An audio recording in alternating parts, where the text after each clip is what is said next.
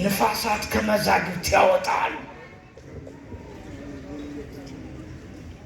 ምድርን በኃይል የፈጠረ በጥበቡ በማስተዋል ሰባቱ ሰማያትን የዘረጋ ሀያ ዓለም ወደ ታች የሚታየው የማይታየው በጥበቡን የዘረጋ ማነው?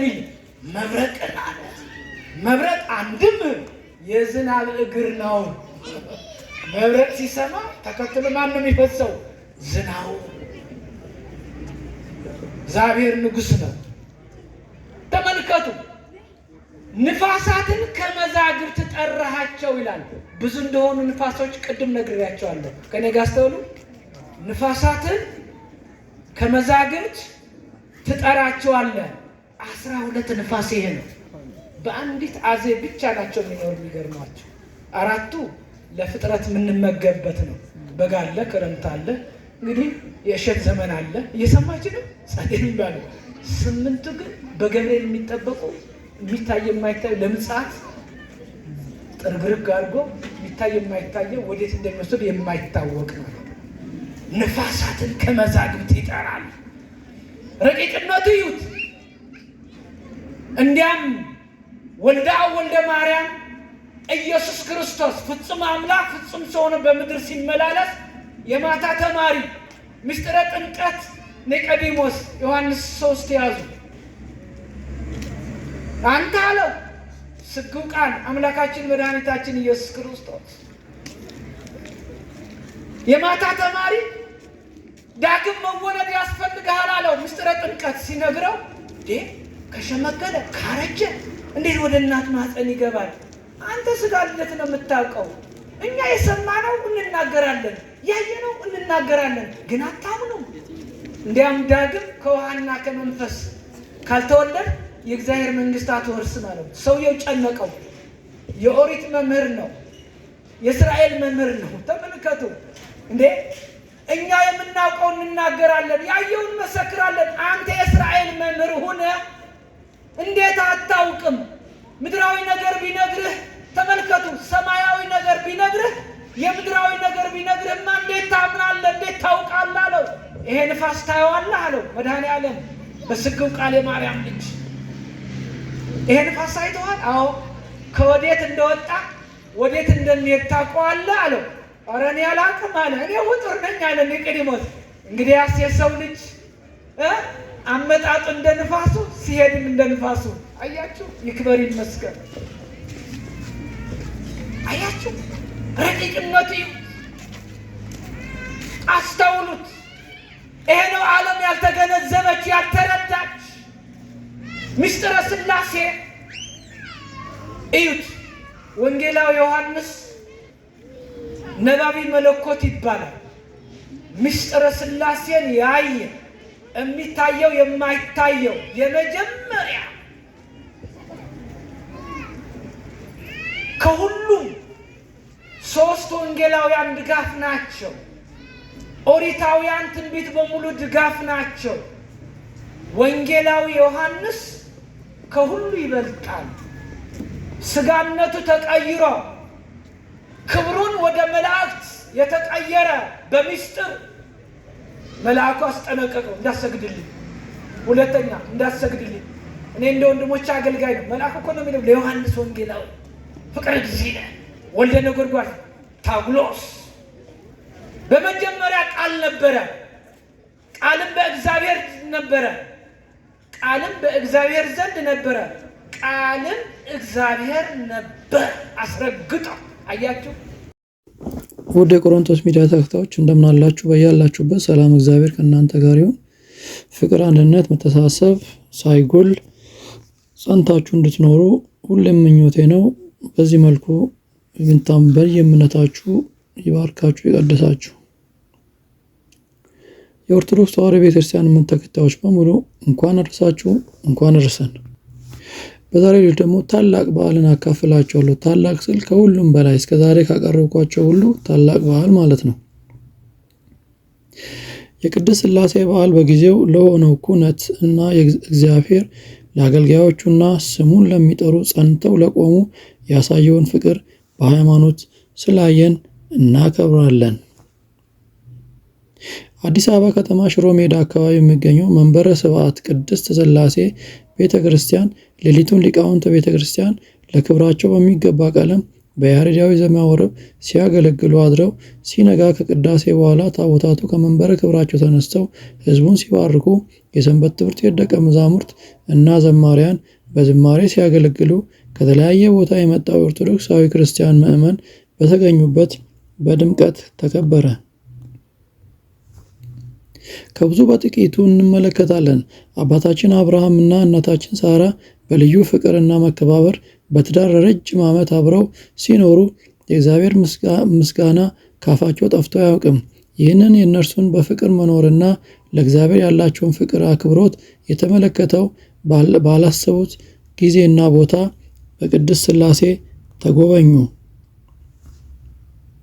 ይህን ኩነት ለማየት ትንሽ የሁለቱን አረጋውያን ሕይወት በጥቂቱ ብንመለከት ጠቃሚ ሆኖ አግኝቼዋለሁ።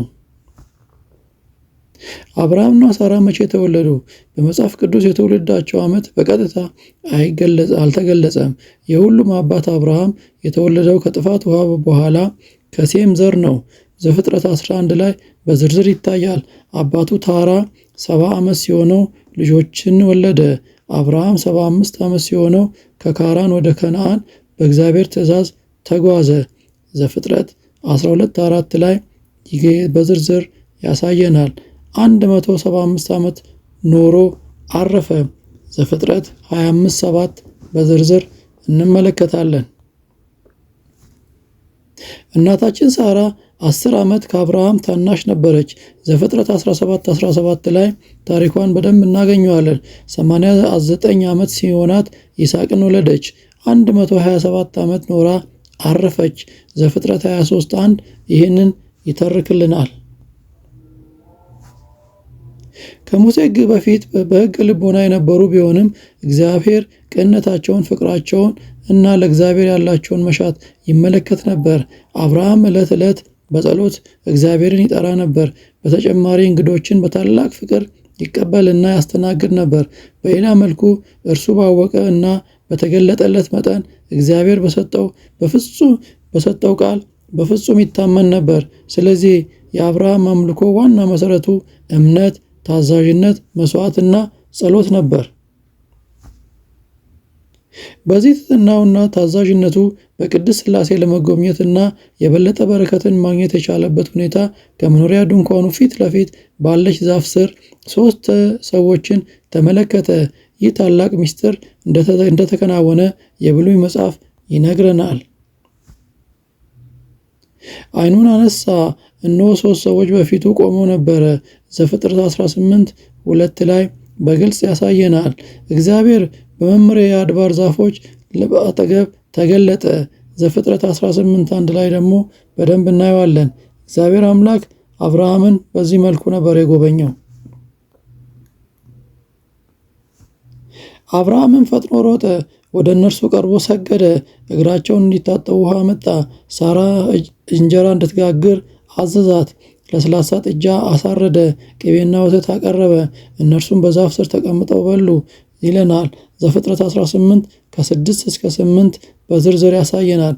አብርሃም በመንፈሳዊ ማስተዋል የእግዚአብሔርን መገኘት አወቀ። ስለዚህም በፍጥነት ሮጦ ሰገደ። ይህ አብርሃም እንግዳ መቀበል በቤተ ክርስቲያን ትውፊት የፍቅርና የእንግዳ መቀበል ምሳሌ ሆነዋል። እግዚአብሔር ቀደም ሲል ብዙ ጊዜ ለአብርሃም ተገልጦለት ነበረ። ይህንንም በዘፍጥረት 12፣ 15 እና 17 ላይ በዝርዝር እናገኘዋለን። በዚህ መነሻ መጽሐፍ ቅዱሳዊ አስተምህሮ መሰረት ይህን ምስጢር የኢትዮጵያ ኦርቶዶክስ ተዋሕዶ ቤተክርስቲያን አብርሃምን የቅድስት ሥላሴ ወዳጅና የእንግዳ መቀበል አርአያ አድርጋ ትመለከተዋለች። በዚህ ምክንያትም የቅድስት ሥላሴ በዓል በድምቀት ይከበራል። በሌላ መልኩ በዚህ ዕለት ለእናታችን ሳራ ልጅ እንደምትወልድ ብስራት የተነገረበት ጊዜ ሆኗል። እግዚአብሔርም እንዲህ ብሎ ለአብርሃም ተናግሮት ነበረ። እግዚአብሔር እንዲህ አለ፣ በሚመጣው ዓመት በዚህ ጊዜ እመለሳለሁ፣ እነሆም ሚስት ሳራ ወንድ ልጅ ትወልዳለች።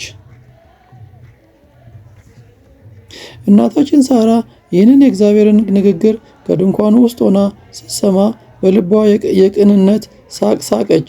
ምክንያቱ ደግሞ ሁለቱም አረጋውያን በመሆናቸው በተፈጥሮአዊ ውደት መውለድ አለመቻላቸውን ለማጠየቅ ነበር። ነገር ግን እግዚአብሔር ምን ይሳነዋል? በዚህ ጊዜ አብርሃም 99 ዓመት ነበረ፣ ሳራ 89 ዓመት ነበረች። የልጅ መውለድ ዕድሜ አልፎ ነበረ። ዘፍጥረት 18:11 ላይ በዝርዝር ያሳየናል። እግዚአብሔር አምላክ ግን ምንም የሚሳነው ነገር ስለሌለ ሳራ አረገዘችና ይስሐቅን ወለደች። የአባታችን የአብርሃምና የእናታችን ሳራ በረከት ይደርብን። እግዚአብሔር እንደኛ ስራ ሳይሆን እንደ ቸርነቱ ለእኛም ይደረግልን። ጠብቆ መግቦ የዓመቱ ሰው ይበለን። አሜን። ውድ ቤተሰቦቼ በዚህ መልኩ እንግዲህ የአብርሃም ቅድስት ሥላሴ መጎብኘትን አስቃኘኋችሁ። እግዚአብሔር አምላክ ወዶና ፈቅዶ ሁላችሁም የልባችሁ መሻት ተመልክቶ እናንተንም እንደነሱ ይጎብኛችሁ፣ የምትፈልጉትን ሁሉ ያደርግላችሁ፣ ከኃጢአት በተቀረ ያሻችሁት ሁሉ ይፈጸምላችሁ ለማለት ወዳለሁ። እግዚአብሔር አምላክ ወዶና ፈቅዶ ለዚህ ስላደረሰን ክብር ምስጋናውን እሱ ይውሰደው። የዓመቱ ሰው ይበለን፣ ይቆየን። መርሐ ግብሩ በጣም ደስ የሚል ማራኪ ነውና አብራችሁን ቆይታችሁ ተከታተሉ። ወስብሐት ለእግዚአብሔር ወላዲቱ ድንግል ወለመስቀሉ ክቡር። ይቆየን። አሜን።